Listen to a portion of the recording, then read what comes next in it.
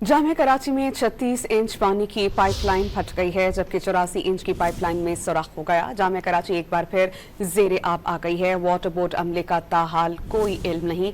इस पर हम बात करते हैं डॉन न्यूज़ के रिपोर्टर सैयद वसीम से। वसीम, बताइएगा, इससे कबल भी तकरीबन 1 से 1.5 माह पहले ये वाक़या रोनुमा हुआ था, क्या ठीक से मुरम्मत नहीं की गई थी?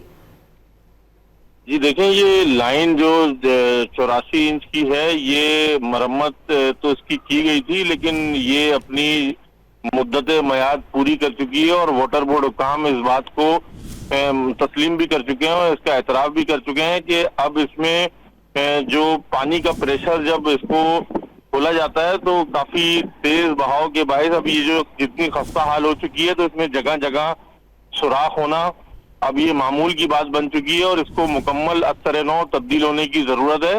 जामिया कराची में 3 रोज कबल ये 36 इंच की एक पाइपलाइन डैमेज हुई है, उसी के साथ जो 84 इंच की मरकजी लाइन है उसमें भी सुराख होने से जामिया कराची एक बार फिर से जेर आब आ चुकी है। जो कब्रिस्तान जाने वाला रास्ता है वो मुकम्मल जेर आब है।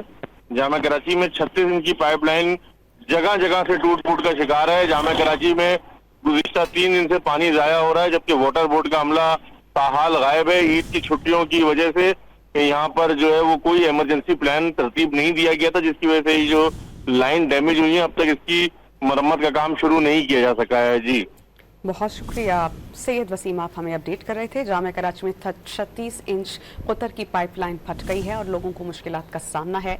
और आप देख सकते हैं मनासिर कि किस तरह इलाका ज़ेर आब आ गया है।